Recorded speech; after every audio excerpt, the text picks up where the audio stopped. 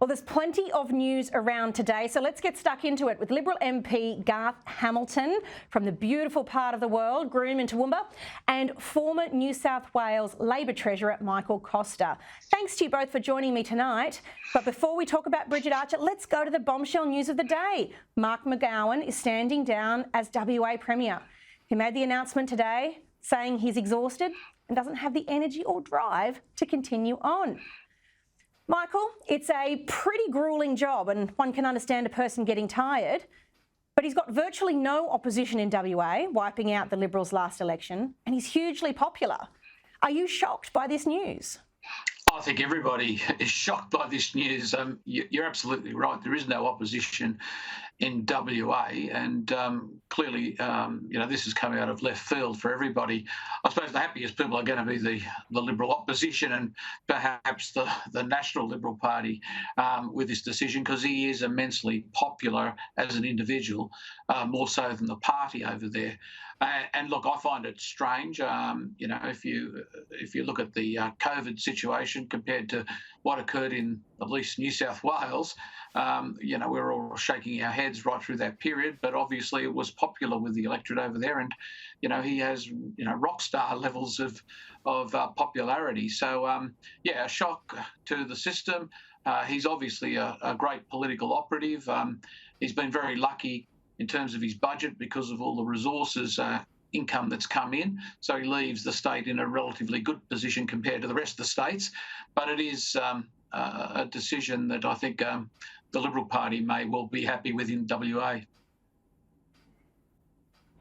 Garth, Mr McGowan became a pretty controversial figure during the COVID period because his laws were just so stringent and his decisions sometimes seemed to the rest of us quite arbitrary. But politics can be a gruelling game. Is it the case that you think he's just had enough, or is there something going on here? Well, there's no doubt, Amanda, it's been a very tough couple of years for him. It's been a very tough couple of years for the people of WA too. I think Michael is right. The Liberal opposition will be very happy. I'll tell you who's going to be most upset, though, is Mr Anthony Albanese. Let's not forget that Mark McGowan delivered Anthony Albanese majority government. His impact at the last federal election was huge. So taking that away now, it's a huge challenge for Labor to replace a rock star in the next election. Yeah, and the state colleagues in the Labor Party did a very good job of leveraging their resources and their presence to benefit the federal team. I shared my thoughts just a moment before about the tell-all from Liberal MP Bridget Archer at the weekend and her calls for a rethink of the coalition agreement with the Nationals to win back city-based seats. Garth, the only way forward, in my view, is for the Liberal and National parties to succeed, and that's by working together under that broad umbrella of the centre-right. How on earth could fragmentation help? Couldn't agree more, Amanda. I'm a strong coalitionist. I think we do our best when we're together. It won't surprise you, I don't agree with Bridget Archer. Not many people do.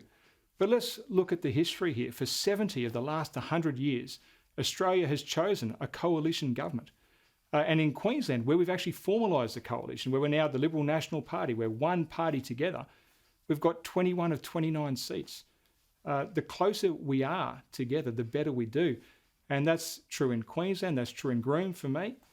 And I think that is the standard we should be looking to. At every opportunity, when we work together, Liberals and Nationals, we do better. And I think, what we do well now, currently under Peter Dutton, is we have a diversity of views, we have the debate, and then we get on and do the job. And look, that's what I'm focused on. If there's one message out of this, it's we do best when we're together, because we're not talking about ourselves. We talk about the issues that matter to the people of Australia. That's what we need to get focused on. I think that's what every colleague should be focused on. Very good point, Michael. In some ways, Labor faces the same challenge as its historical industrial base has different values and priorities to the inner city, university-educated intelligentsia. How does Labor manage that dynamic? Well, I'll just make a point. In the recent New South Wales election, it was actually the National Party that managed to hold on to all its seats, and all the teals that sort of reflect the position that's being put did appallingly. So, it's not even an electoral winner, the sort of position that's being put.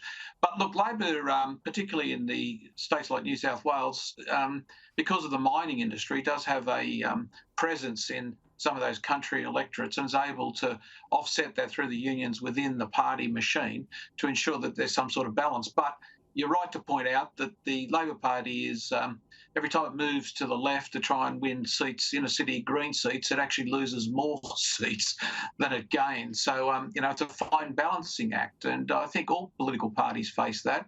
But, dumping the National Party, I think, is a politically dumb strategy, particularly if you look at the results on the ground. Yeah, numbers don't lie.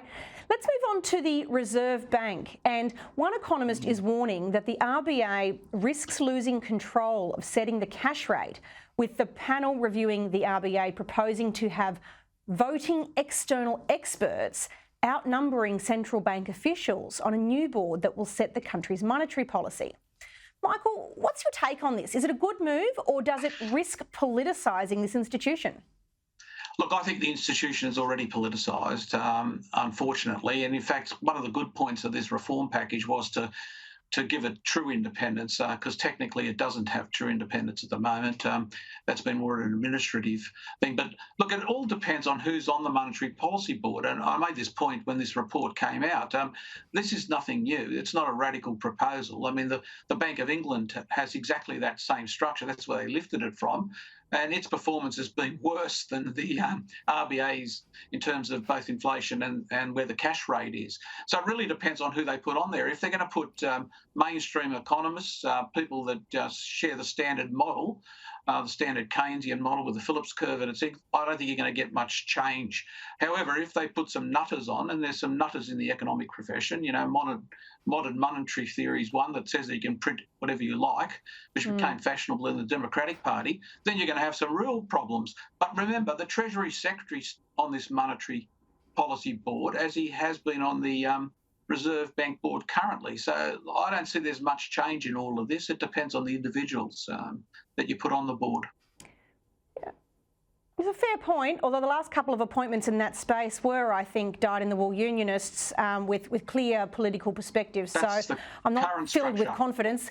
Garth, these external experts, 6 of them, would, quote, collectively have a deep understanding of areas such as open economy macroeconomics, the financial system, labour markets and the supply side of the economy, close quote.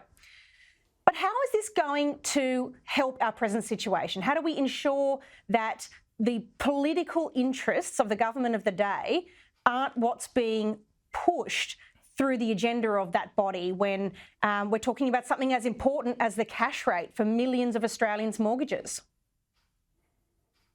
Well, I think I'm largely in agreement here with Michael on this one. I'm not against reform, and some of the reform proposed isn't too bad. The description of the new body coming in pretty much matches the description of the existing RBA board. Let's point that out. But the real point here, if you want to de-risk how much monetary policy impacts the economy, then you start having more of a focus on your fiscal policy. You start looking at what you can do to lead with fiscal policy. And Japan's a great example of that. There are others out there who lead with fiscal policy and have more accommodating monetary policy, who don't leave all the heavy lifting to the RBA.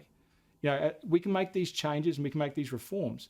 They don't change the fact that we're allowing interest rates to do all of the work. And I think that's the mistake that we're making as a country. I think we should be focusing more on leading with fiscal policy. I know there's differences of opinion on that, but that would be how you de-risk a change like this, Amanda.